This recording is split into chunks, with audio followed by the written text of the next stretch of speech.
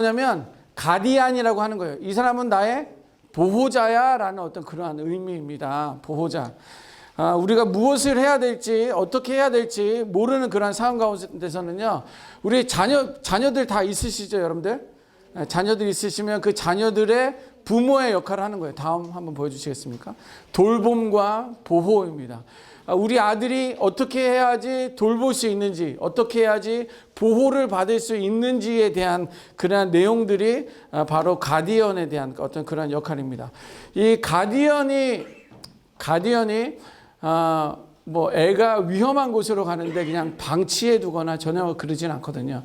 어떻게 하면 얘가 안전할 수 있게 해야 되는지, 보호가 되어야 되는지, 어떻게 돌봐야 되는지 어떤 그러한 것들이 사랑부 교사의 역할이에요.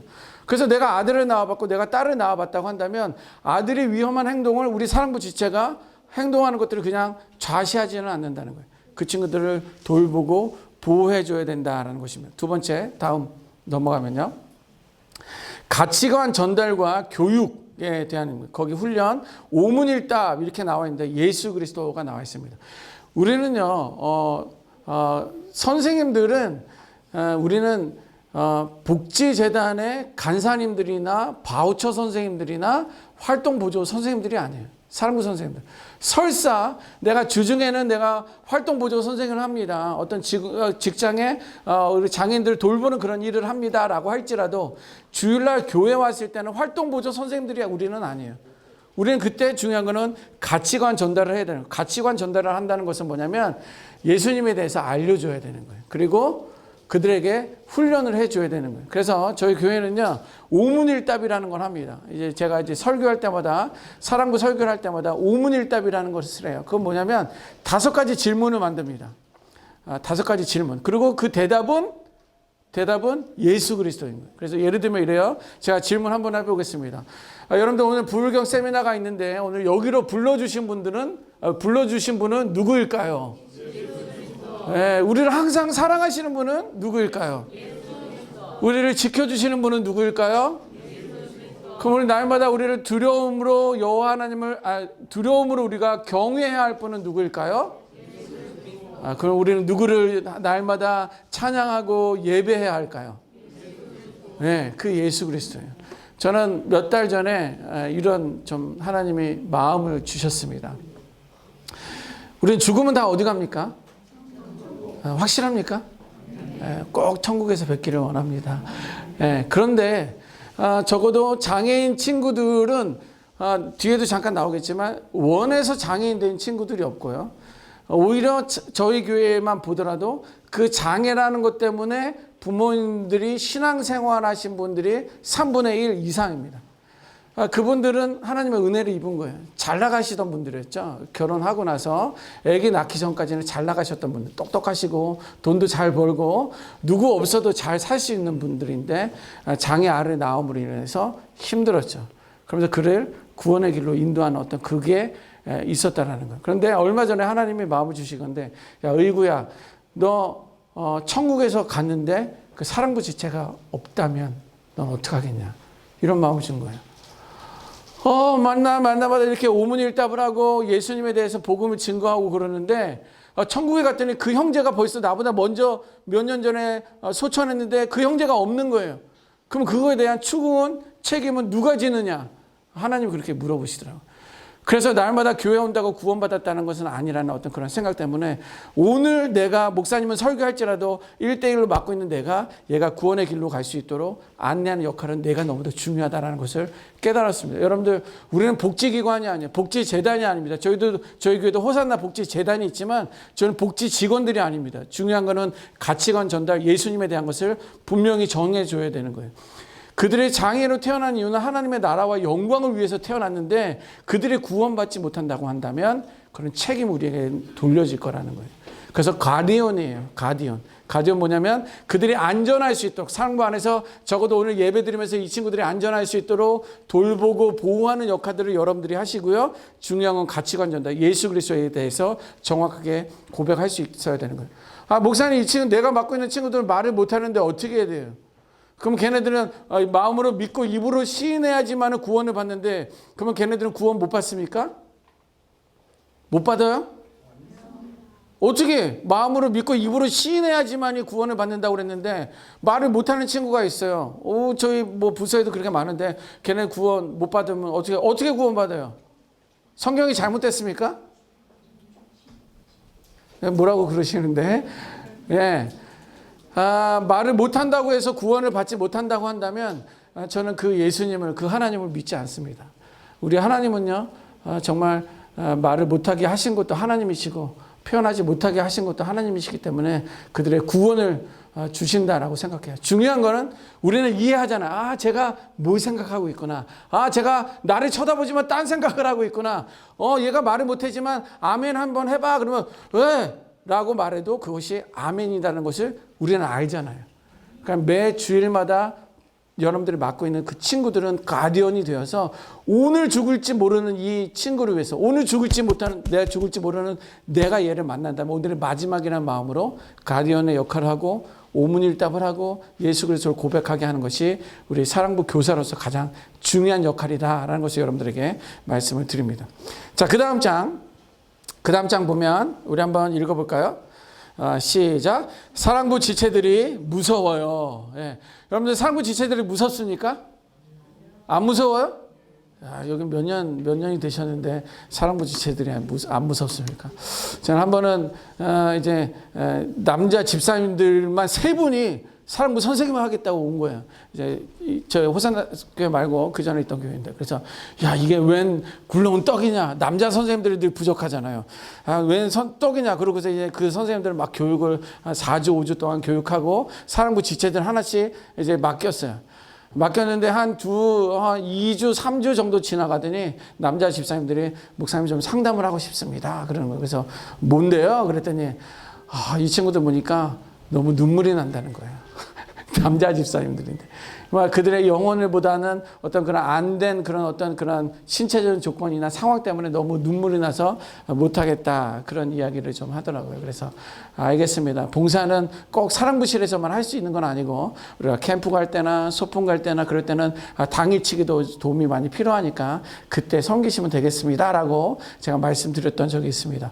그리고 여러분들 한번 교재 30페이지 한번 볼까요? 잠깐 넘겨서 한번 보도록 하겠습니다. 30페이지 보면 서베이를 했습니다. 설문조사를 했어요. 오늘 거의 한 90% 이상은 여러분들이 온라인으로 등록을 하셨습니다. 이번에 설문을 조사하신 분들이 한 437명 정도 되는데, 교사의 성별이, 남녀 비율이, 남자 선생님들이 오늘 세미나에 참석하신 분들이, 남자분들이 한 33%가 되고요. 여자분들은 67% 정도가 되는 거예요. 지금 여기도 여자분들이 훨씬 아니지만 좀 많이 있습니다. 다들 어디 갔죠? 예. 그런데 이제 교사 성별이 좀 그렇고요. 교사 연령대로 보니까 20대가 3.2%, 30대가 4.3%, 40대가 12%, 50대가 40% 정도 되고, 60대가 35%, 70대가 5% 이렇게 계시는데, 아마 이 70대는 저희 교회에 계신 선생님들이 아닌가 생각합니다. 저는 이제 내년이면 30주년이 되는 해입니다. 그러니까 초등학교 때 왔었던 그 사랑부 지체가 예수 안 믿을 때 왔다가 30년이 지났으니까 걔네들은 뭐예요? 지금 한 40대, 50대가 된 거예요.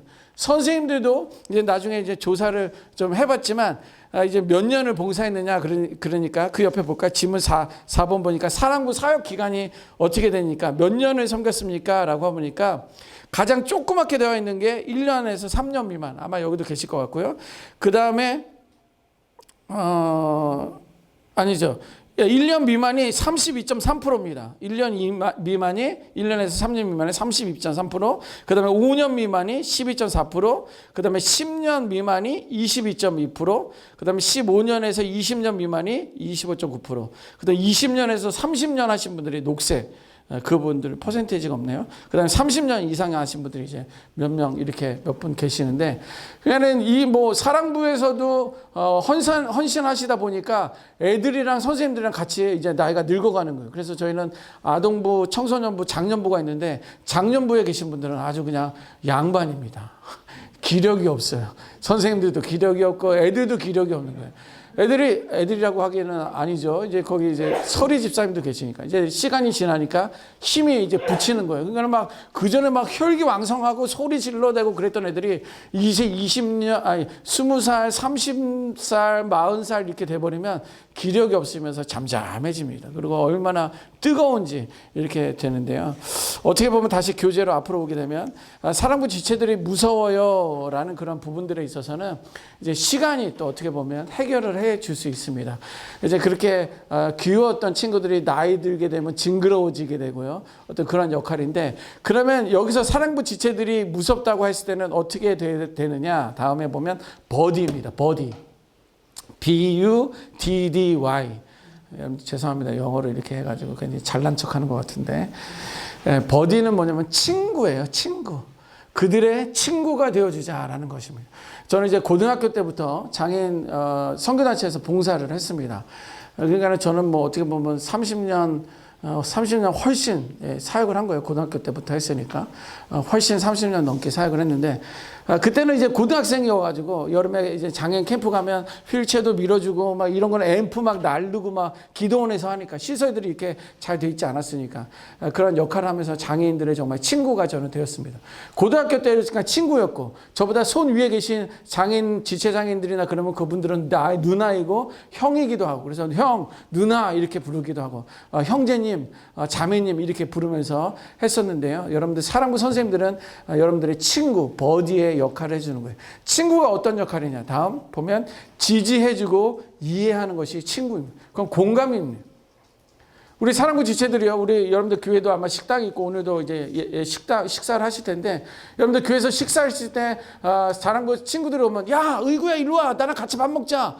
이런 장애인들이 있습니까? 없어요. 여러분들을 위해서 친구가 되는 거예요. 제가 제 장애인이라면 야, 의구 형제 일로 와, 나랑 같이 밥 먹읍시다. 그 장애인들의 친구가 여러분들이 되어야 되는 거예요.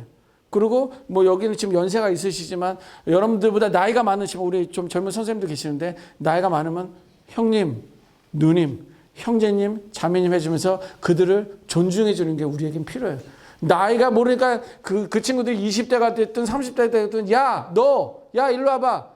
거기 하지 말라는데 왜 그래? 이런 거가 아니라 이쪽으로 오세요. 같이 갑시다. 라는 어떤 그런 존중해 주는 것이 너무도 필요합니다. 그들에게는 지지해 주고 이해하고 공감해 주는 게 우리에게는 너무도 필요합니다. 왜냐하면 세상은 어떤 가시의 눈길로 바라보기 때문에 그런 거예요. 장애인인데 말도 못하는데 뭘 하겠어. 지적용 글도 못 읽는데 뭘 하겠어. 말도 잘 못하는데 뭘 하겠어. 이런 생각들이 우리 안에도 있어요. 사랑부 선생님들 중에도. 심지어 사랑부가 있는 교회에 있는 목회자들도, 장로님들도, 권사님들도 심지어 그런 생각들이 가지고 있어요. 한번 연합 예배를 드리는데 누가 막 소리를 내고 흔들어대고 바스락 내고 이런 소리 내고 막 이러니까 막 몇 번 이렇게 쳐다보다가 무슨 뜻이에요? 빨리 좀 치워라. 빨리 좀 어떻게 좀 해주지? 이런 마음들이 있는 거예요. 어떻게 보면 그런 친구들이 때로는 예배가 방해가 되기도 할 수도 있습니다. 그러나 정말 그들도 이해하고 같이 예배하는 어떤 그런 공감해 주는 것이 우리에게는 너무도 필요해요. 여러분들이 공감 안 해주면 다른 사람들도 공감 안 해줘요. 존중해 주지 않으면, 여러분들이 존중해 주지 않으면 다른 사람들은 안 해요. 우리가 먼저 공감해 줘야 된다는 것입니다. 자, 그 다음 보면 즐거운 시간 함께 보내기예요. 공유하는 거예요. 즐거운 시간을 함께 보내주는 것, 이게 공유하는 게 너무도 필요합니다. 그래서 여러분들도 이제 소풍이 있거나 맛있는 거 뭐 만들다거나 그러면, 아니면 뭐라도 좀 사주고 싶거나 그러면 같이 그 친구들이 생각나서 같이 놀러 갑시다. 같이 갑시다 하는 거예요. 사실 같이 가면 불편해요. 힘듭니다. 그리고 세상의 시각은요, 자꾸만 쳐다봐요. 뒤뚱뒤뚱 하면서 걷네. 그냥 집에나 있지 왜 이렇게 돌아다닐까? 이런 생각들을 다 갖고 있어요. 그리고 뭐 나는 똑바로 걷고 있는데 내가 데리고 간 지체가 막 이러고 휠체어 입고 나고 소리 내고 그러면 괜히 나까지 기가 죽어요, 안 죽어요? 나도 기가 죽어요. 나는 멀쩡한데도 불구하고 그 친구들 하려고 하고 뭐 침 흘리고 뭐 이렇게 하고 막 이러면 괜히 나도 기가 죽어요. 일반 교육부랑 같이 연합으로 예배 드리는 데가 있으면 괜히 우리는 기가 죽어요. 쟤네들은 말도 잘하고 대답도 잘하는데 나는 멀쩡한데 내가 데려온 그 형제 때문에 자매 때문에 기가 죽는데 절대 기 죽지 마세요. 자존감을 세워주는 게 너무 중요합니다. 그래서 여러분들이 있는 재미난 것도 공유하는 거예요. 여러분들 친구들에게 전하는 이유가 뭐야? 야, 거기 갔더니 라면 맛있더라, 짜장면 맛있더라, 우리 밥 먹으러 갈까, 짜장면 먹으러 갈까, 그 집으로 가자. 이렇게 소소한 대화까지도 여러분들이 맡고 있는 그 친구가 되어서 그게 이제 나이는 중요하지 않습니다. 그래서 공감해주고 공유하는 것, 그런 버디, 친구가 되어주자라는 거예요. 그렇게 하시면 되겠습니다. 자, 그 다음 보면 세 번째인데요. 세 번째는 지적 능력이 떨어지는데 무슨 말인지 모를 거야 라는 생각이 이제 우리 안에는 있다는 거예요. 인식의 전환이 우리에게 필요합니다. 요한복음 9장 2절 3절 같이 한번 읽어보겠습니다. 시작. 제자들이 물어 이르되 랍비여 이 사람이 맹인으로 난 것이 누구의 죄로 인함이니까 자기니까 그의 부모니까 예수께서 대답하시되 이 사람이나 그 부모의 죄로 인한 것이 아니라 그에게서 하나님이 하시는 일을 나타내고자 하심이라. 아멘. 우리가 너무도 잘 아는 말씀이에요.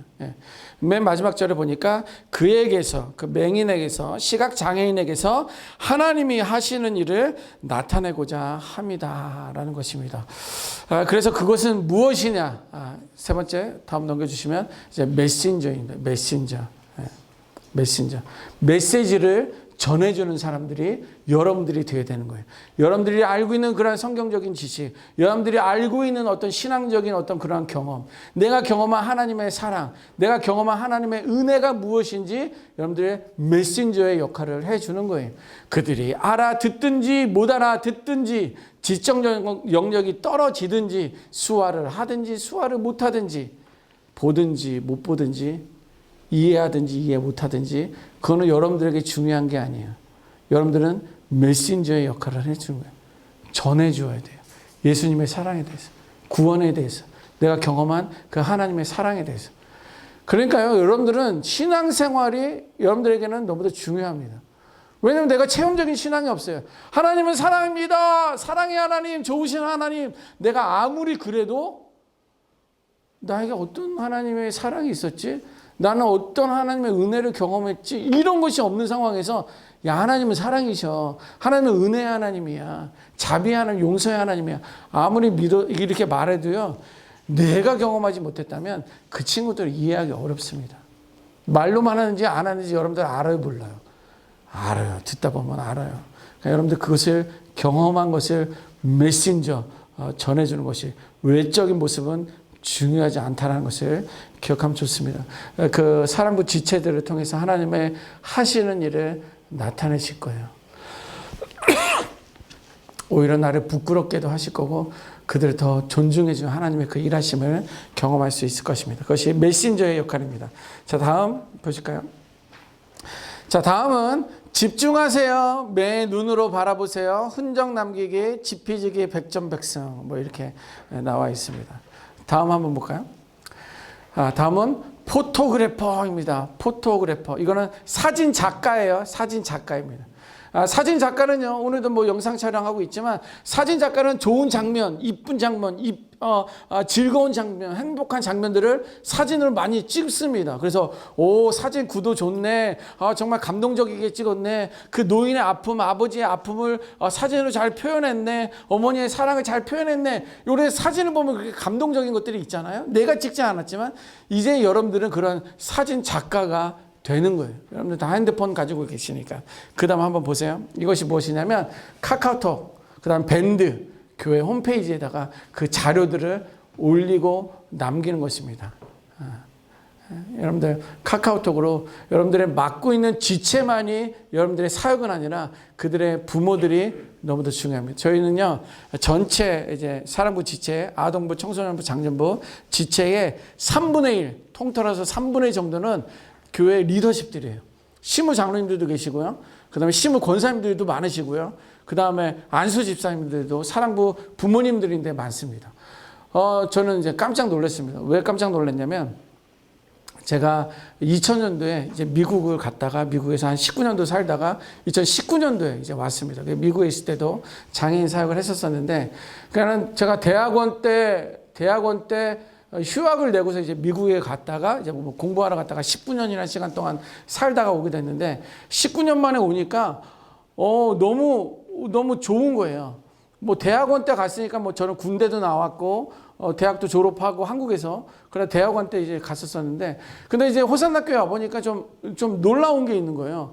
사랑부 부모님들을 만났는데 시무 장로님이래요. 야, 그래도 조금 이렇게 좀 큰 교회에서 사랑부 부모님들인데 시무 장로님이 계시다? 어떻게 그럴 수가 있지? 라는 생각을 저는 한 거예요. 왜냐면 사실 그런 교회에서 시무 장로 되려고 하면요, 교육과 훈련을 받아야 돼요. 그리고 봉사를 해야 돼요. 그리고 사람들이 인정을 해줘야 돼요. 그래야지 투표로 당선이 되는 거거든요. 그런데 언제 교육을 받아요? 여러분들 사랑부 주일날만 와서 봉사하고 헌신하는 것도 버겁습니까? 시간이 부족합니까? 어떻게 보면 시간이 버거워요. 그런데 얘네들을 계속 돌봐야 되는 아버지가, 어머니가 시무 장로가 됐다? 그럼 어머니들이 시무 권사님들이 됐다? 부모님들의 안수 집사가 됐다? 그게 이해가 되지 않았습니다. 그래서 이제 한 달, 두 달, 석 달 이렇게 지나다 보니까 이게 이 나라의 그 복지가 너무 좋아진 거예요. 그래서 아까도 말했지만 활동 보조 선생님, 바우처라고 하시는 분들이 계시니까 부모님들이 시간이 되는 거예요. 장애인 부모님들이 시간이 돼가지고 그 시간에 바우처 선생님이 애들을 봐주는 동안에 본인들은 교회에 오고 또 교회에서 훈련받고 교육받고 심지어 주일날 봉사까지도 할 수 있는 그런 일들이 되면서 신앙생활을 하는 거예요. 그러니까 시무장로 권사님들이 되시고요. 또 3분의 1은 그냥 교회 왔다 갔다만 하는 거예요. 그냥 왔다 갔다. 그러다 이제 선생님들 인사하면 인사하고 그냥 뭐 또 무슨 일이다 그러면 예배도 드리고 그냥 왔다 갔다 하는 거예요. 그리고 전체 한 3분의 1은요. 교회도 안 와요. 그냥 잘 갔다 와. 그냥 너가 가든 안 가든. 부모님들은 관심이 없어요. 뭐 가는 것까지는 관심 있겠지만 신앙에 관심은 없어요. 심지어 장애인 친구가 목사님 우리 엄마한테 전화하지 마세요 그래요. 왜? 그랬더니 교회 오라고 그럴 거 아니 교회 오라고 그러실 거잖아요. 그러는 거예요. 그래서 그럼 당연히 교회 와야지. 그랬더니 교회 오면 나 교회 못 보낸대요. 안 보낸대요. 그러더라고요. 그러니까 3분의 1은 자녀가 5년, 10년, 15년, 20년 다녀도 교회 안 나오세요. 그들의 영혼을 우리들은 봐야 되는 거예요. 그래서 내가 받고 있는 지체만이 아니라 부모님들과 카톡도 연락하는 거예요. 안녕하세요. 어머니 저는 올해 우리 의구를 맡고 있는 누구누구 선생님이에요. 올해 처음 맡아서 제가 안부 인사드립니다라고 전화를 하든지 카톡으로 문자를 드려요. 일주일에 한 번씩은 적어도. 그리고 오늘 예배 드리는 현장을 딱 찍어가지고 어머니 우리 의구가 오늘 예배 드렸는데 예배 너무 잘 드렸어요. 사진 한 장 딱 찍어서 카톡으로 보내고 밴드로 보내고 교회 홈페이지에다가도 올리세요. 여러분들은 그런 포토그래퍼가 되는 거예요. 어머니 오늘 보세요. 착. 오늘은 무슨 일이 있었는지 막 소리 지르고 힘들더라고요. 무슨 어려운 일이 있었어요? 이제 궁금해서. 싫어서가 아니라 궁금해 하실까 봐. 무슨 일이 있는지 내가 궁금해서 하는 거죠. 그래서 포토그래퍼가 여러분들은 돼야 되는 거예요. 여러분들 예배 시간에 집중하셔야 됩니다. 예배 시간에 집중하셔야 돼요. 예배에 온전히 여러분들이 예배에 집중하지 않으면 우리 친구들은 산만하기 때문에 산만하지만 걔네들은 다 들으면서 그 말씀도 들어요. 산만하니까 나도 산만하고 뭐 카톡 왔네? 카톡 문자 확인하고 목사님이 찬양을 하든 앞에서 말씀을 전하든 뭐 하든 나는 잠깐 이거 문자 급하니까 확인해야지. 이게 아니라 예배에 집중할 수 있고 적어도 내가 맡고 있는 그 형제에 대해서 자매에 대해서는 집중할 수 있어야 돼요. 그 1시간 반 동안은. 그리고 매 눈으로 봐야 되는 거예요. 오늘도 도전 행동에 대해서 오늘 이제 인원들이 많아가지고 이제 본당에서 이제 강의를 하는데 도전 행동이란 것은 문제 행동에 대한 바뀐 이름이 도전 행동이라고 그러더라고요. 그런데 문제 행동이 그냥 일어나지 않습니다. 전, 중간, 후반에 대한 어떤 그런 환경들이 있어요. 내가 잘 지켜보고 있는데 이 친구가 갑자기 소리 지르거나 그러진 않아요. 갑자기 이렇게 있다가 소리를 지르면 요 전 상황이 뭐였는데 소리를 질렀을까? 매 눈으로 그걸 지켜보면 알 수가 있어요. 특별히 누가 소리 질렀다든가 아니면 앰프 소리가 컸다든가 본인이 싫어하는 선생님이 왔다든가 친구가 왔다든가 그러면 이제 소리를 막 지르는 거예요. 이것을 잘 볼 수 있어요. 한 번은 우리 친구가 와가지고 막 여자 선생님한테 막 달려드는 거예요. 그러니까 막 여자 선생님이 와 놀란 거죠. 막 애가 왜 등치 큰 애가 막 달려드니까. 이제 봤더니 여기 이제 저희 이제 가운을 입는데 가운에 단추가 하나가 풀려 있었던 거예요. 걔는 그 단추를 잠궈주러 온 건데 자기한테 덮치려는 줄 알고 막 깜짝 놀란 거예요. 그 심지어는 막 가방을 뒤져. 얘가 왜 뒤지는 거야? 그러고 알고 봤더니 자크가 열려 있는 게 본인은 힘든 거예요. 신발장에서 사는 친구도 있어요. 신방 한 150명 되는 신발을 딱 코를 맞추고 칼을 맞춰가지고 세우지 않으면 안 되는 거예요. 화장실도 청소하고 화장실도 정리해놓고 이것을 못하게 하는 것은 오히려 소리를 지르는 거예요. 오히려 막 가방 문을 걔는 다 들어온 거예요. 뭐 훔치러 온 게 아니라. 근데 이제 선생님이 처음 맡았는데 잘 모르고서 이게 왜 이래 이래 버리면 걔는 막 또 소리를 지르는 거죠. 우리 막 달려들어서 자크를 당겨야지 본인의 안정감을 취하는데. 그러니까 그게 왜 그런지를 전임 선생님이나 사역자를 통해서 듣고 내가 집중적으로 어떤 경우에 얘가 왜 이렇게 했나 보니까 단추 때문에 그렇구나. 자크 때문에 그렇구나. 이런 특징적인 것을 여러분들은 베테랑이 되셔야 된다는 거예요.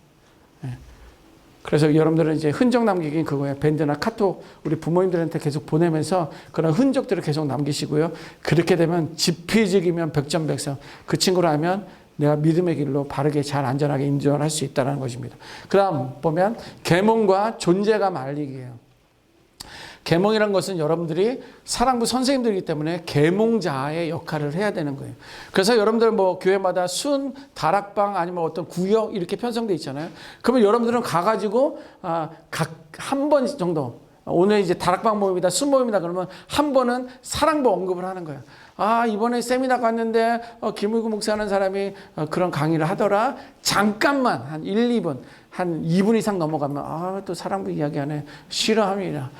사랑부를 경험하지 않은 사람들은 그거를 힘들어하니까 너무 오래 이야기하지 말고 한 번씩 이야기하지만 자주 그 이야기를 하는 거 한 번씩. 내가 맡고 있는 친구는 의구야. 거기까지만. 다음에 모일 때는 자 의구가 이번에 예배 잘 드리더라고요. 기도해주고 계시죠? 막 이렇게.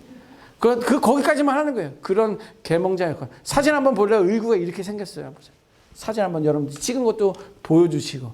그게 계몽자의 역할인 거예요. 그리고 여러분들의 존재를 지속적으로 알려줘요. 사랑부가 있다라는 거예요. 심지어 저희는요, 건물이 13층 건물입니다. 사랑부가 1층에 있어요. 그런데도 사랑부가 있어요? 이런 분들이 계세요. 말이 됩니까? 말이 안 돼요. 그건 저의 잘못이고 저의 책임이다 생각하고 우리 사랑부 선생님들의 잘못이다라고 생각하는 거예요. 여러분들의 존재를 어떻게 쓰는지 알아요. 교회 홈페이지에다가 저희 교회 홈페이지는요. 사랑부는 매주마다 사진을 막 올립니다. 한 번은 거기 담당하신 목사님이 사진 좀 줄일 수 있을까요? 왜요? 그래서 다른 거는 안 올리는데 잠깐만 메인 사진에 사랑부 친구들이 올라가니까 아니 그냥 뭐 할 말 없어요. 왜 우리는 우리 사역을 하고 있는 건데. 여러분들도 그 사역을 해서 사랑부가 있구나. 그런 존재를 알리는 게 너무도 중요하다라고 말씀드립니다. 아시겠습니까? 네, 5번째입니다. 자, 모르지 않습니다. 알아도 다 압니다. 자, 이거는요. 얘가 뭐 알겠어? 앞에서 좀 나왔지만 잘 모를 거야. 모르겠지. 모르겠거니 생각도 안 해요. 그냥 모른다라고 제껴두고 있는 거예요. 그러나 그거는 큰 잘못입니다. 알아도 다 알아요. 알아도 다 압니다. 누가 하냐면 그 지체가 다 알아요. 목사님이 제대로 하고 있는지, 선생님들이 나를 사랑하고 있는지, 선생님이 나를 부담스러워하고 싫어하는지 알아도 다 알아요. 다 압니다. 다 알아요. 모를 것 같은데 다 알아요. 자, 그래서 뭘 하느냐? 5번 다음 보면 롤 모델이에요. 롤 모델. 여러분들의 모델이 되어야 돼요. 여러분들 그 친구들의 롤 모델이 되어야 됩니다. 어떻게 롤 모델이 되느냐? 다음 보면 언어, 표정, 태도, 반응, 리액션이라고 합니다. 언어에 여러분들 롤 모델이 되어야 돼요. 아까도 말했지만 야야야야야야 위험해 야! 너 야! 이게 아니라 이름을 불러줘야 되는 거예요. 걔는 야가 아니에요. 이름을 불러줘야 되는 거예요. 여러분들 언어를 통해서 왔어? 왔어요? 왔어? 왔냐? 이러면 여러분들 기분이 좋아요? 왔냐 너? 이런 기분이 좋아요? 이게 표정이나 언어를 통해서 다 알아요. 오히려 더 빨리 알아요. 저 선생님이 나를 기대하면서 반가워하고 있구나. 나를 기대하고 있구나. 나를 사랑하고 있구나를 여러분들의 언어랑 얼굴 표정을 통해서도 알고 있어요. 태도를 통해서도 알고 있어요. 여러분들의 태도. 야, 막 이러는 거 줄 맞춰야 되는데 이런 것들도 알아요. 모르는 게 아니에요. 그리고 여러분들의 그 리액션, 여러분들의 반응, 걔가 나에게 뭘 물어봤을 때 내가 어떻게 반응을 하는지, 어떻게 나의 태도가 있는지 그 반응을 통해서 나에 대한 어떤 관심이 어느 정도인지 안다라는 거예요. 그래서 여러분들은요, 그것에 더 신경을 써서 롤 모델이 되어야 돼요. 사실 뭐 아동부에 그전에는 안 보이던 행동들이 심지어 교회에 갔더니 얘가 때리는 것을 배워왔더라. 이렇게 하시는 분들이 계세요. 어떤 친구는 소리는 안 질렀는데 어떤 경우에 소리를 지르더라. 이것을 부모님들이 사역자들한테 이야기하는 경우들이 있어요. 근데 그것들은요, 배운 거는 맞아요. 배울 수도 있어요. 한 번은 어떤 애가 얘가 이렇게 소리를 안 질렀는데 뭘 집어던지는 일이 생긴 거예요. 한 번도 그러던 아내가. 그래서 부모님에 연락해서 이상하네요. 의구가 오늘 뭐 던지고 소리를 지르네요. 그랬더니 학교에서 그런 것을 보고 배운 거예요. 그런 경우들이 있어요. 그렇다고 한다면, 긍정적으로 생각한다면 여러분들의 어떤 언어나 표정이나 태도나 리액션, 그 반응을 통해서 걔네들은 그것을 배울 수 있어요. 그래서 여러분들이 맡고 있는 그 지체에 어떤 여러분들은 롤 모델이 되어야 된다는 거. 다음 보면 성찬식과 예배입니다. 특별히 성찬식과 예배를 통해서 여러분들의 롤 모델이 되어야 되는 거예요. 여러분들 교회 상황이 잘 모르겠는데 저에게는 이제 세례받은 친구들이 있어요. 이미 뭐 교회가 오래됐기 때문에. 그래서 성찬식을 사랑부 자체적으로 합니다.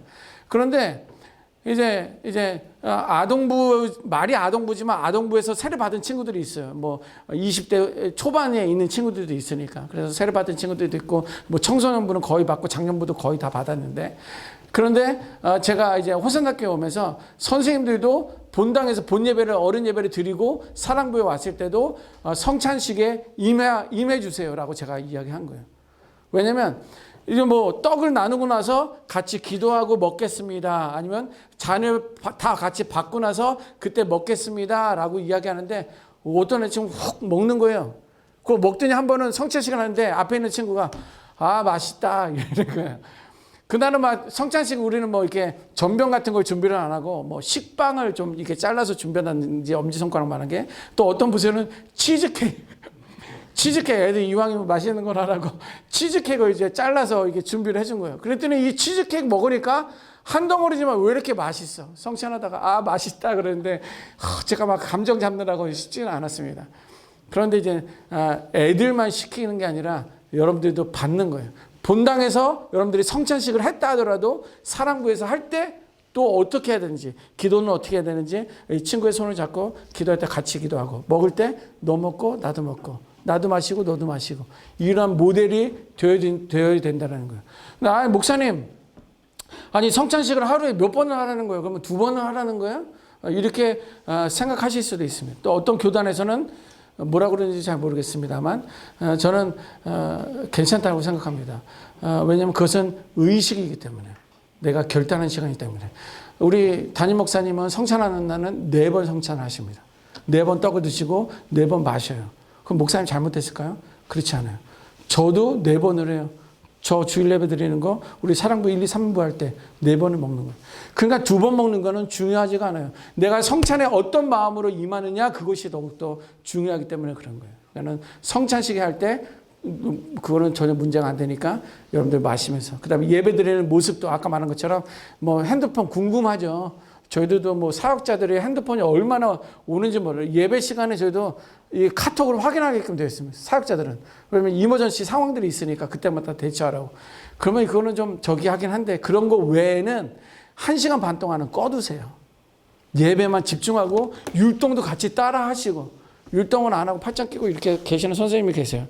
내가 두고 보고 있습니다. 5년 동안 팔짱 끼고 계시는 선생님이 계시는데 막 이렇게 얘기해도 잘 못 들으세요. 하여튼 뭐 그런데 여러분들 찬양할 때 따라하고, 가능하면 그 친구들이 손을 잡아서 율동할 수 있도록 좀 도와주고, 툭툭 치면서 야 너도 좀 따라해 하면서 찬양 좀 따라하고, 그런 롤모델이 여러분들이 되어야 되겠습니다. 그래서 성찬식과 예배 롤모델에 대해서 말씀드렸습니다. 다음 번 보면 같이 한번 우리 6번째 읽어볼까요? 시작.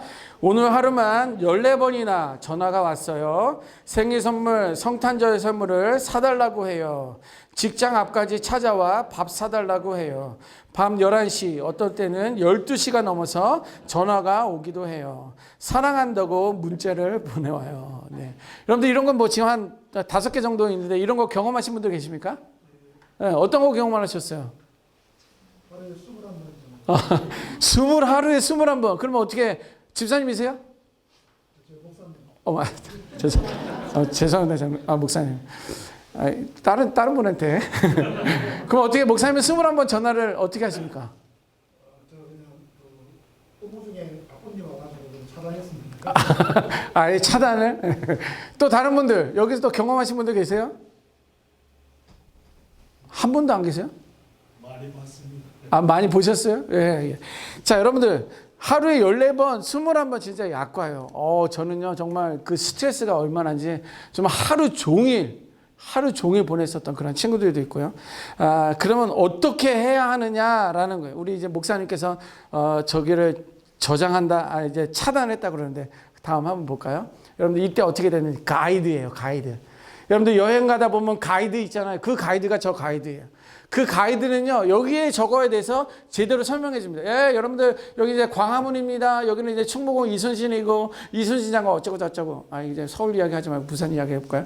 충무공 이순신도 있죠, 여기. 충무공 이순신이 옥포해전에서 어쩌고 저쩌고. 이렇게 가이드를 여러분들을 안내하는 그런 역할이잖아요. 그렇다고 한다면 그거를 그 친구들한테 가이드해 주는 역할을 여러분들이 해야 되는 거예요. 그 사랑부 지체에 대해서. 못 알아듣는데요? 말아도 안 하는데요? 이게 아니에요. 못 알아들어도 가이드의 역할을 해줘야 돼요. 알려줘야 돼요. 의구야, 너 11시 넘어서 전화하면 안 돼. 한 친구는 전화해가지고, 그런데요, 목사님, 막 전화했는데, 여보세요, 안녕하세요를 해야 돼. 라고 말해줘요. 전화하면, 목사님, 그런데요, 그래서 본론부터 이야기하는 거예요. 자기 이야기만 하는 거예요. 그래서 의구야, 너 안녕하세요. 전화하면 안녕하세요. 저 김의구예요. 말해. 그리고 나서 너가 궁금한 걸 이야기해라고 저는 알려줬어요. 그다음부터는 그 친구는 이야기를 급하니까 안녕하세요. 김의구예요. 그런데 목사님 어쨌거나 하기 시작하는 거예요. 그 가이드를 여러분들이 해줘야 되는 거예요. 알려줘야 돼요. 알려줘야 돼요. 그래서 14번이 나오면 그리고 이제 그거 먼저 이야기하겠습니다. 다음 한번 볼까요? 어떤 가이드냐면 전화번호를 저장하는 거예요. 그 친구가 전화 오면 전화번호를 일단 저장하세요. 010-920-4833 김의구 사랑부 지체 이렇게 저장을 해두세요. 그 친구의 전화번호. 그래서 21번이나 전화 오신 목사님도 그게 전화 온 게 의구라는 걸 알기 때문에 차단을 하신 거예요. 저희 교회도 이제 목사님 한 분 계시는데 그 목사님도 어떤 친구는 전화번호를 차단했어요. 전화해서 받아보면 아무 이야기 아니에요. 뭐 하세요? 어디 하세요? 뭐 먹었어요? 뭐 중요할 수도 있죠. 그러나 지금은 뭐 업무가 바쁜데 급한 일인 줄 알고 전화를 받았더니 근데요 왜요? 잠깐 끊자. 아니 왜요? 이번 캠프는 어디로 가요? 언제 가요? 막 그런 이야기들을 계속하는 거예요. 저장을 해두시고 알람 설정 해두면 그 문자가 뜨면 여러분들이 일을 하셔야 되면 일을 하세요. 받지 마세요. 아니 어떻게 그럴 수 있어요 목사님? 아니요. 그러면 계속 받을 수 있으면 그냥 받으세요. 그러나 제가 권면하기는 받지 마세요. 여러분들이 하셔야 할 일이 있으면 하실 일을 하시고 전화를 받지 마시라는 거예요.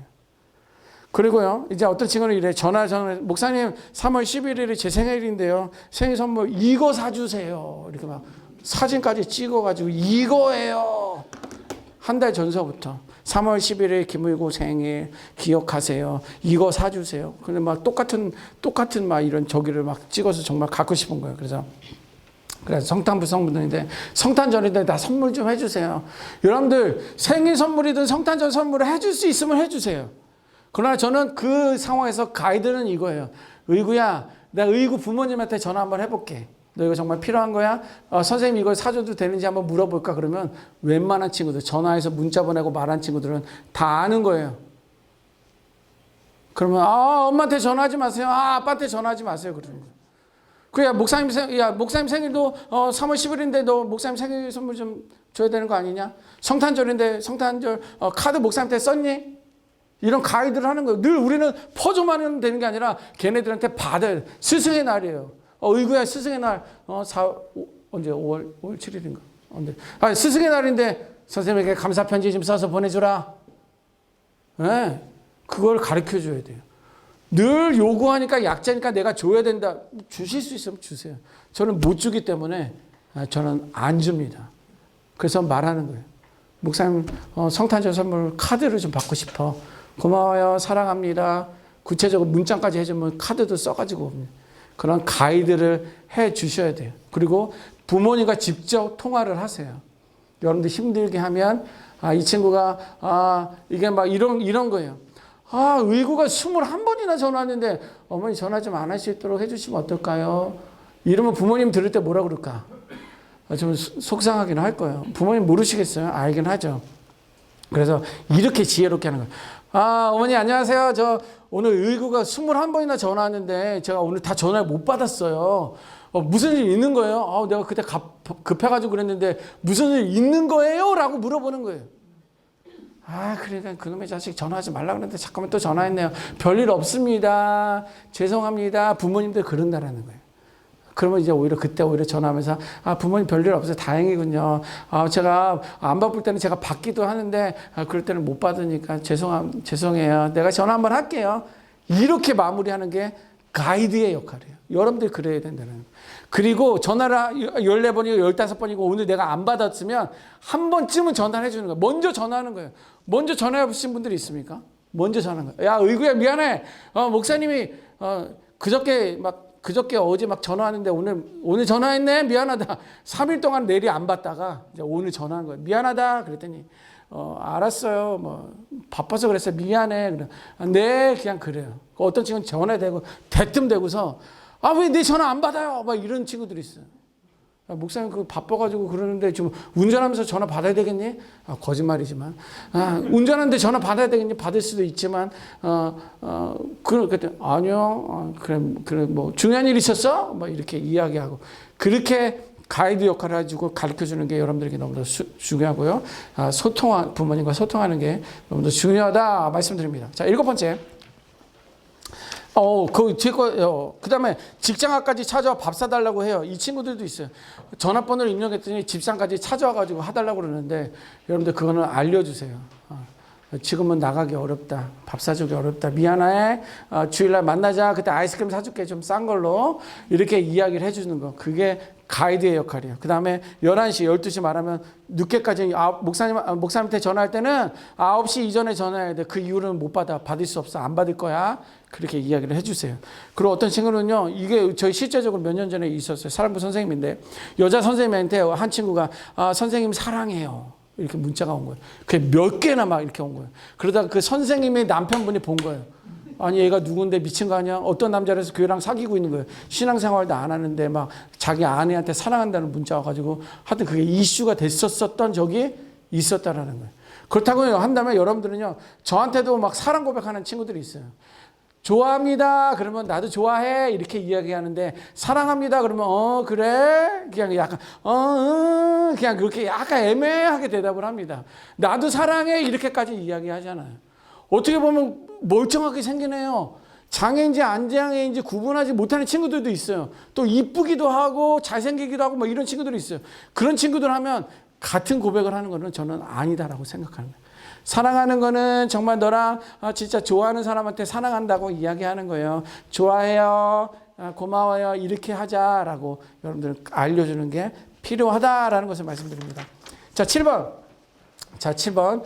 다른 사람들도 다 가만히 있는데요. 너무 설치는 거 아닌가요? 이런 생각. 이거는 이제 여러분들 스스로 여러분들 선생님들에게 이야기하시는 것입니다.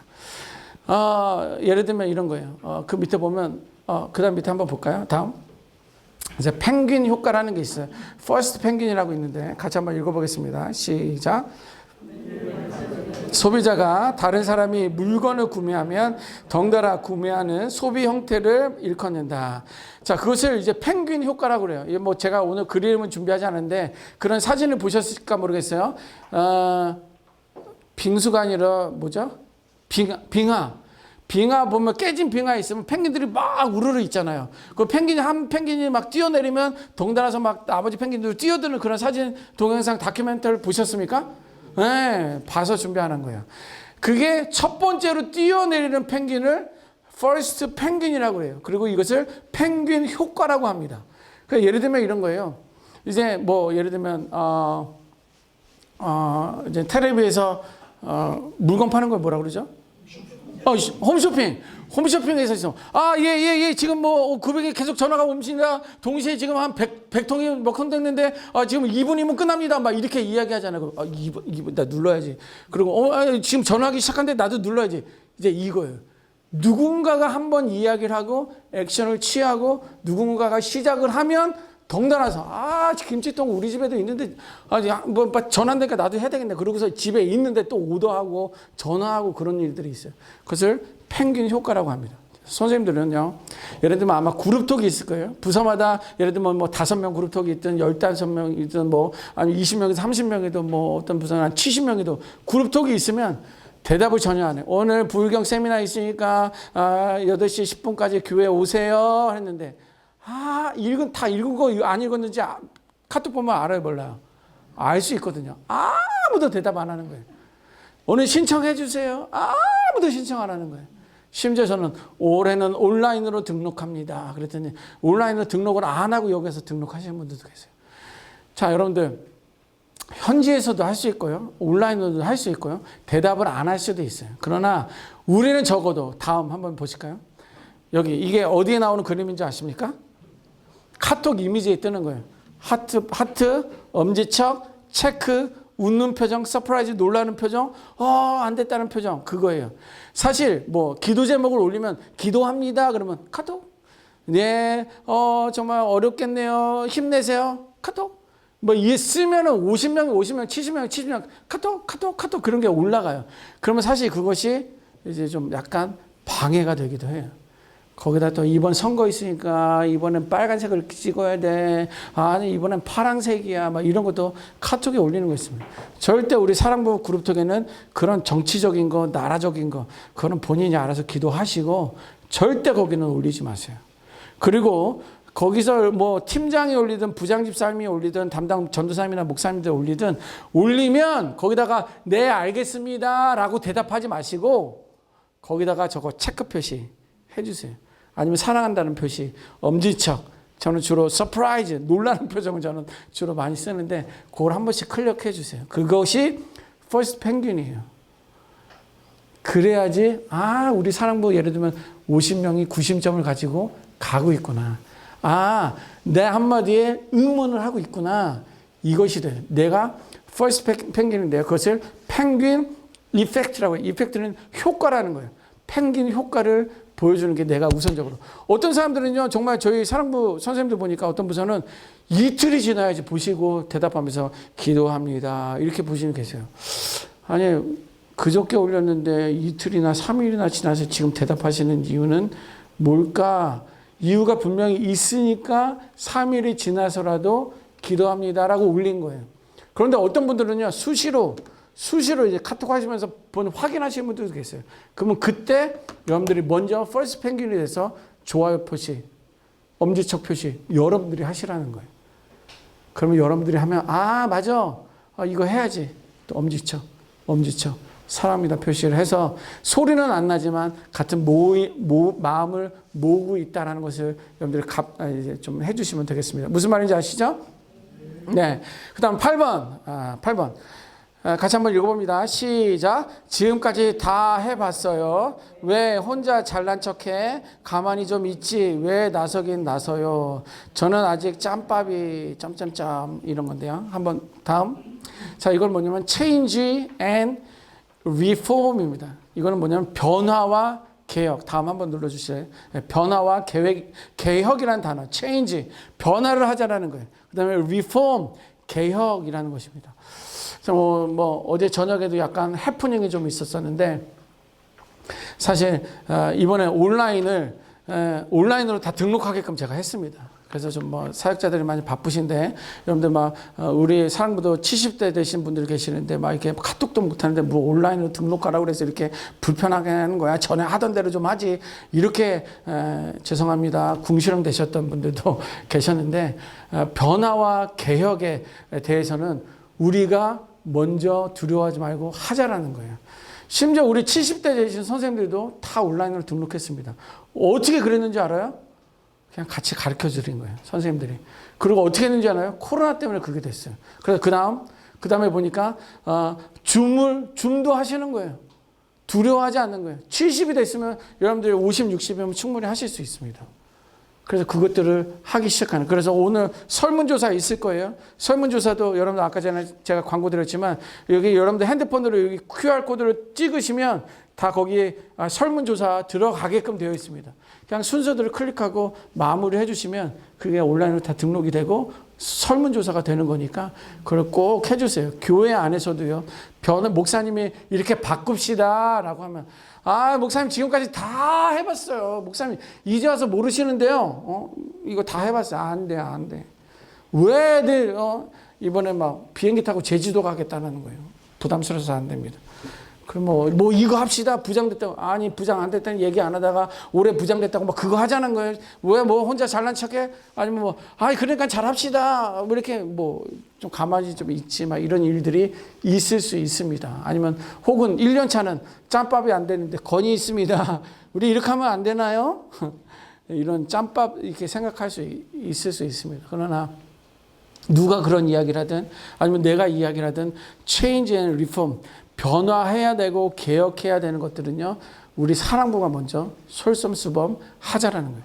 특히 우리 선생님들이 그러기를 좀 부탁을 드립니다. 너무 중요해요. 사실 제가 부산에 사역담을 2019년도에 제가 사랑부에 왔는데 19, 20, 21, 22, 23, 24 이제 6년 차가 되는데 부산의 특징은요. 변화와 개혁을 힘들어하세요. 변화와 개혁을 힘들어 하십니다. 다 좋은 건 아니에요. 다 좋은 건 아니지만 부담스러워 하시더라고요. 시간이 필요하긴 하지만 같이 이야기 나누어서 변화하고 개혁하는 게 좀 필요합니다. 그래서 설문조사 같이 좀 해주시고요. 뭐 꼰대 뭔지 아시죠? 꼰대 안 되도록. 자, 9번 같이 읽어봐요. 시작. 사랑부 교사 정년은 어떻게 돼요? 힘이 닿을 때까지. 목사님이 그만두라고 할 때까지. 예. 저희는 사랑부에 3대가 한 부서에서 선생님 하시는 분이 계세요. 오늘도 그 부부가 오셨어요.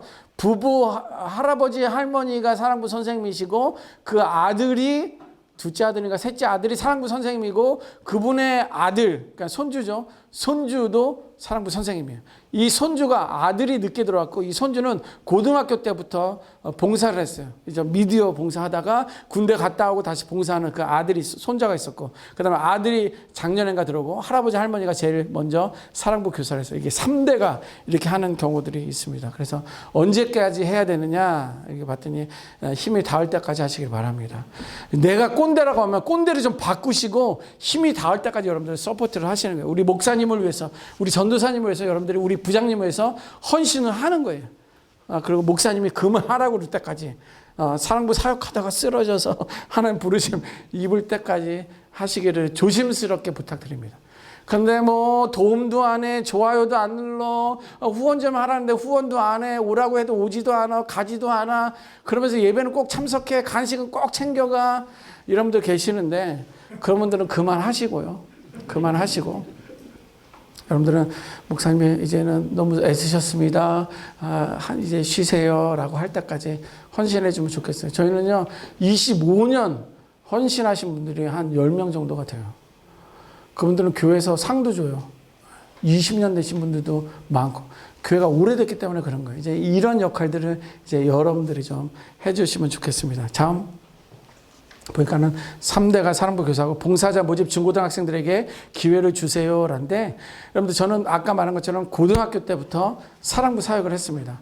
그때는 이제 놀러 간 거예요. 봉사하러 간 거예요. 그러면서 좀 사실 제가 여기서 강의를 하고 있지만 그리고 뭐 호산나교회라는 곳에서 사랑부 담당 사역자로 미국에서 불려와서 하고는 있지만 저는 이거 스페셜 에듀케이션 특수교육을 공부하지 않았어요. 저는 이렇게만 했어요. 그런데도 제가 AAC 오늘께 그 미국에서도 장애인 부서를 개척을 했고 여기서도 사랑부 사역만 하고 있는 거예요. 저는 교구 사역 때문에 여기가 온 건 아닙니다. 뭐 나중에 어떻게 바뀔지 모르지만 그러나 저는 고등학교 때 했던 저에게 영향이 있었던 거예요. 그래서 평생 사역을 이걸로 하고 있는 거예요. 여러분들 교회 자녀들이 고등학생이 있으면 부서에 장애인 아니면 손주들이 고등학생이 있으면 아들아 아니면 손주야 아니면 뭐 조카야 너 사랑부 와서 선생님 좀 해라. 기회를 주세요. 고등학생들이 할 수 있는 좋은 기회다라고 생각하고요. 그 다음에 봉사자 모집을 할 때 그렇게 고민을 하셔서 하실 수 있도록 좀 부탁을 드립니다. 이거 뭐예요? 9번? 지금 몇 번 하는 거예요? 10번이에요? 9번에 그게 안 나왔죠? 예, 그거 이제 영어로 된 거 한번 보시면 크리스찬 월드뷰라고 합니다. 크리스찬 월드뷰. 왜 봉사자 모집에 중고등학생들에게 기회를 주냐고 하냐면 우리 애들도요 나이가 드니까 우리 친구들도요 나이가 드니까 젊은 선생님들을 원합니다. 작년부 가면 목사님 왜? 딴 선생님 좀 해주세요. 자기도 여자 선생님을 좀 해달라는 거야. 나도 좀 젊은 선생님이 필요하다는 거야. 알았어 미안해 올해만 참어. 이렇게 이야기하는데 중고등학생들은 크리스찬 월드뷰, 크리스찬으로서 세상을 바라보는 시각이 생기는 거예요. 장애인 부서에 와서 사역을 안 하면 장애인들에 대해서 잘 모릅니다. 그런데 여러분들도 은혜예요. 여러분들은 장애인들에 대한 관점도 가지고 계시고 비장애인들에 대한 관점도 가지고 계시기 때문에 일반 사람들보다는 두 가지 관점이 생긴 거예요. 네. 그렇기 때문에 고등학생들에게 기회를 주면 그거는 월드뷰, 세상을 바라보는 시각이 다를 수 있다는 그런 강점이 있어요. 자, 그 다음 10번. 자, 이 사역을 해야 하는지 말아야 하는지 무엇을 해야 할지 조금은 막막해요. 그렇게 보면 사역의 우선순위, 비전, 핵심 가치다라고 합니다.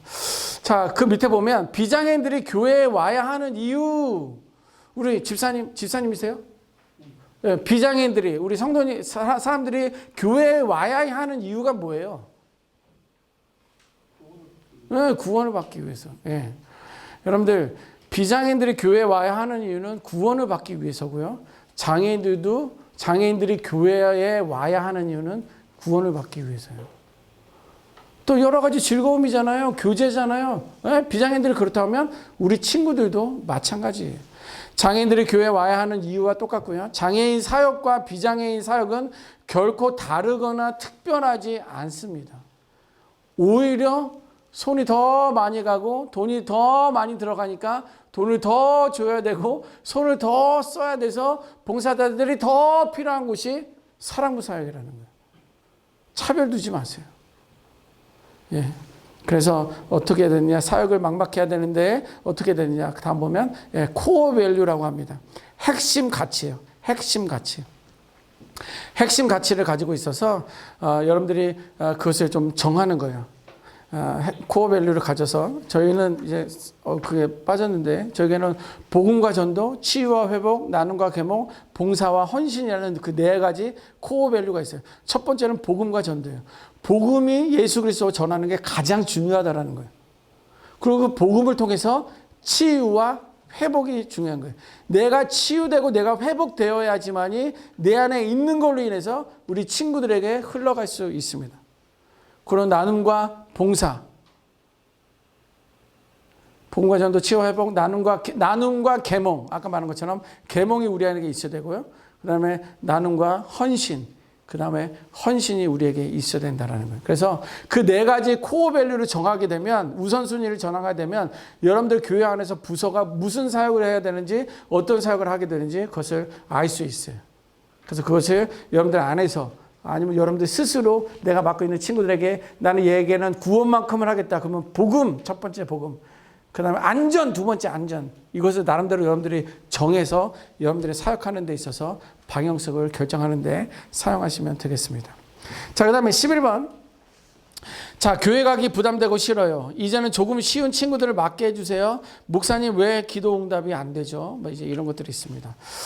이제는 조금 쉬운 친구들을 맡겨주세요. 막 5년, 7년 되니까 이제 짬밥도 짬밥이거든요. 오래 하다 보니까 힘든 애들은 나도 힘드니까 목사님 내년에 좀 쉬운 애 좀 어떻게 좀 쉬운 애 어떤 쉬운 애요? 부장 그러니까 김 부장님 나는 진짜 작년에도 했고 재작년에도 했는데 좀 다른 애들 좀 해줘 좀 뭐 해줄래 안 해줄래 이렇게 협박하는 일들이 있을 수 있습니다. 또 이제 이런 일들이 있었는데 그리고 이제 어떤 한 친구는 이렇게 이야기합니다. 목사님 왜 기도응답이 안 되죠? 라고 이야기하는 친구도 있습니다. 기도 안 돼. 그 친구의 기도 제목이 뭔지 알기 때문에 제가 이야기했는데요. 의구야 기도 제목을 바꿔봐. 제가 기도 제목을 바꾸라고 이야기했습니다.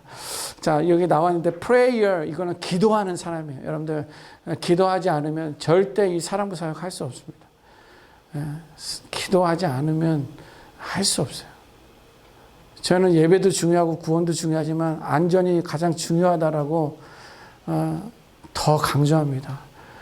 제가 오기 전에도 그 한 해 전에 교회에서 또 해프닝도 있었고요. 또 제가 있으면서도 한 친구가 밀어가지고 디스크가 아주 심해지신 선생님들도 계시고요. 또 준비하다 캠프 전날에 사고 나가지고 입원하신 분들도 계시고요. 그런 해프닝들이 너무도 많아요. 그거는 저의 사역이 좌절되게 만들어요. 낙담하게 만들어요. 한 달 동안이나 두 달 동안이나 기도하고 준비했는데 왜 이런 사고가 생기나 이런 사건이 생기나. 그래서 더 기도하고 또 기도하고 더 기도해야 되는 거예요. 기도하지 않으면 안 됩니다. 그래서 눈물로 기도하시고 기도하지 않고는 감당할 수 없는 사역이 이 사랑부 사역임을 기도하시고요. 어떤 선생님은 정말 너무 맡고 있는 친구가 너무 힘들어가지고 교회 가기 싫다고 할 정도로 교회 오는 게 막 가슴이 떨릴 정도로 안 맡을 수는 없음. 내가 안수 집사인데 얘를 안 맡을 수는 없고 내가 과거에도 부장을 했는데 안 맡는다고 말할 수는 없고 그렇게 되면 인커리지가 안 되니까. 근데 이제 눈물로 1년을 기도하고 나서는 하나님께서 그 친구를 변화시켜 주셨어요. 즐거움으로 교회 나옵니다. 그게 기도의 힘이다 생각하고요. 여러분들 그 친구를 위해서 맡고 있는 친구를 위해서 하나님은 여러분들의 눈물을 기다리고 계세요. 그래서 기도하지 않고는 감당할 수 없는 사역이다 이렇게 말씀드리고요. 12번 로드십이라고 되어 있는데요. 그것은 주권이라는 의미고요. 그 다음에 스튜어드십이라고 한 건데요. 이거는 청지기적 사명입니다. 아파트에 위에 나와 있는 거 로드십은 주권. 하나님에게 이 모든 것들은 주권이 있다라는 그런 이야기고요. 스튜어드십은 청지기적 사명이라는 선한 청지기에 대한 이야기입니다. 여러분들 뭐 이거에 대해서는 더 설명 안 드려도 아실 거예요. 이 모든 주권, 우리가 아무리 애쓰고 이런 경험을 이야기해도요, 이 모든 것을 주관하신 분은 하나님이시고요. 그다음에 여러분들은 선한 청지기가 되어서 이 귀한 사명을 잘 감당하면 좋겠다. 사꾼 목자가 아니라, 사꾼 선생님이 아니라 그런 사명을 잘 감당하면 좋겠다. 좀 이렇게 부탁을 드립니다. 여러분들 질문 있으세요? 질문은 이제 개인적으로 해주시고요. 질문을 개인적으로 해주시고, 그 다음에 여러분들 그 설문조사는 이제 오고 가면서 식사, 뭐 오늘 설문조사 하셔도 되고요. 내일 집에 가셔서 내일 하셔도 됩니다. QR 찍고서 좀 해주시면 되고요. 제가 이렇게 30년 넘게 사랑부 사역을 통해서 오히려 저에게 하나님이 주신 은혜가 큽니다. 저는 이 사역이 정말 멋지고 귀하다라고 저는 확신합니다. 그런 은혜를 여러분들도 누리기를 원합니다. 자, 기도하고 마치겠습니다. 그렇습니다. 하나님, 우리 장애인들을 바라보며 측은히 여기시고 불쌍히 여기셨던 것이 우리 하나님 아버지의 마음임을 기억합니다. 예수 그리스도가 감당하셨던 그 사역을 우리도 감당하기를 원하고, 하나님께서 그들을 통해서 영광 받으신 것처럼, 영광 드러내신 것처럼 우리들을 통하여서 그냥 믿음의 사명, 주권을 인정하며 청지기적 사명을 잘 감당하는 우리 각 교회의 선생님들, 목회자들 다 되게 하여 주옵소서. 저희들을 헌신하고 축복합니다. 귀하신 예수님의 이름으로 기도드렸습니다. 아멘. 수고하셨습니다. 수고하셨습니다.